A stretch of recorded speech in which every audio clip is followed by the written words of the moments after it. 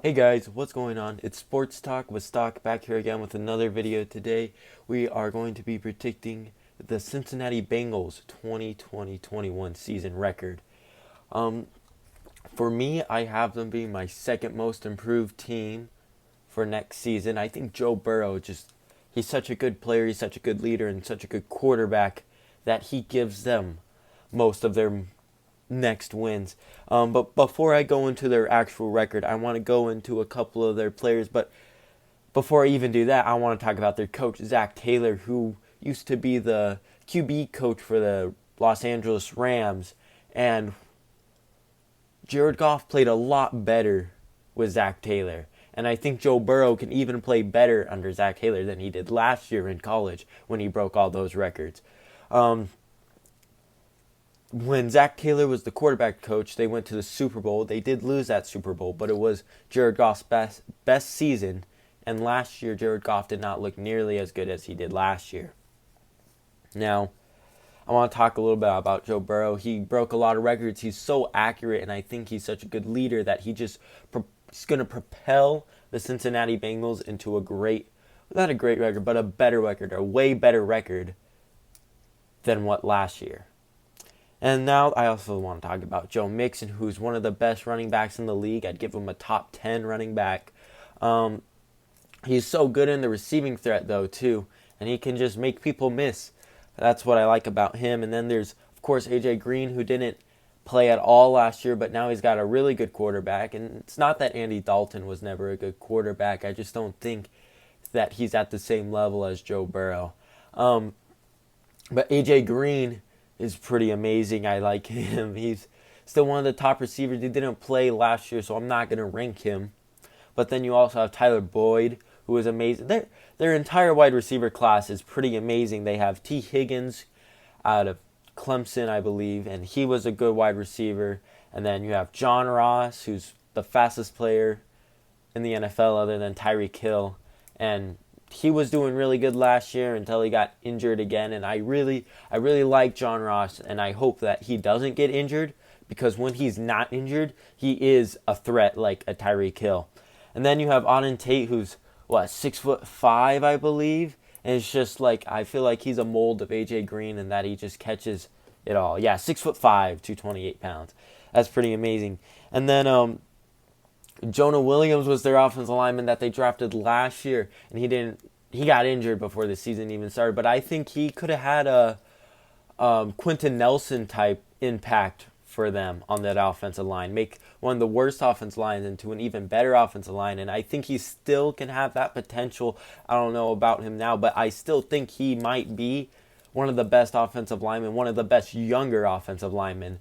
And I think he can really improve that offensive line. And then Geno Atkins still on the defensive line, still a force to be reckoned with. And then I really like their safeties. You have Jesse Bates, and they just signed Von Bell, and Von Bell was more of a strong safety, and he played more towards the line most of the season. But I really love Von Bell, and he's such a good player, such an instinctful player. I feel like he led the league in fumble recoveries, I believe. And Jesse Bates, he was really good for them last year.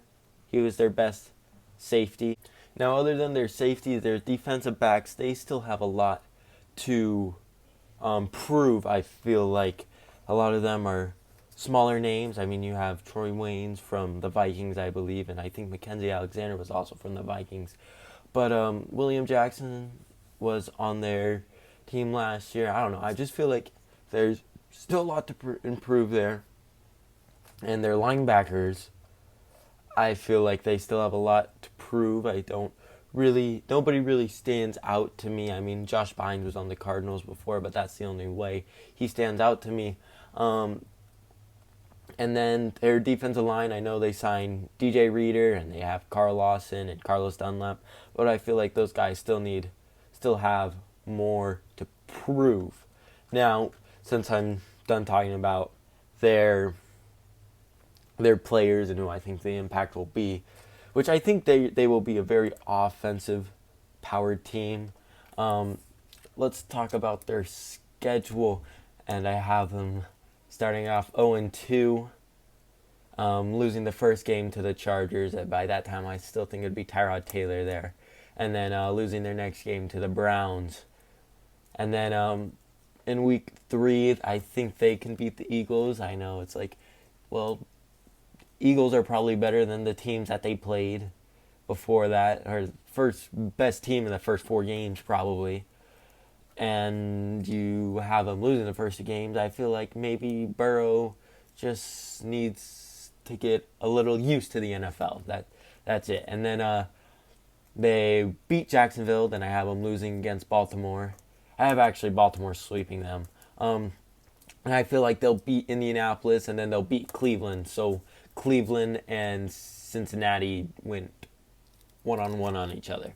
And then in week 8, I have Tennessee beating Cincinnati, and Tennessee is coming off their bye week, and Cincinnati goes into their bye week.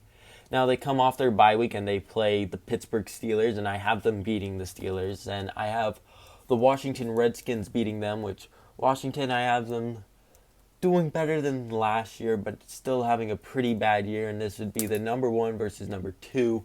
And I think that Chase Young will want to prove himself that maybe you should have taken me, even though I don't think even if he beats him, it's still, I think Joe Burrow is the offensive rookie of the year. And then I have them beating the Giants. And then I have Miami beating Cincinnati and Dallas beating Cincinnati. And then they sweep Pittsburgh. They beat Pittsburgh on Monday Night Football. And then they beat Houston in Houston. And then Baltimore goes into Cincinnati and beats them. Their strength of schedule is only a .430, so it's not that bad. They're going 8-8. They're 3-3 in their division, and they're 6-6 in their conference, which means they're 4-4 at home and 4-4 away, which means there are a lot of 500s right there. But I feel like what stands out the most is they're 0-4 against winning teams and 8-4 against losing teams. So they are really good against losing teams, but teams that are winning, they haven't beaten any yet. That would be Baltimore twice, Tennessee, and Miami. Those are the teams that are the winning teams that they play, the 4 winning teams that they play, and they lose all those. But that puts them 8-8, the 8th seed, so they just missed out on the playoffs, which is pretty good for how bad they were last year. And I think they will have a lot to prove, and they will improve a lot. But I just feel like I have a good feeling about them this year. I want to thank you guys for watching this. I want you guys to have a good day and be safe. And I will see you guys next time. And also, don't forget to comment down below the next team that you want me to do. See you guys later.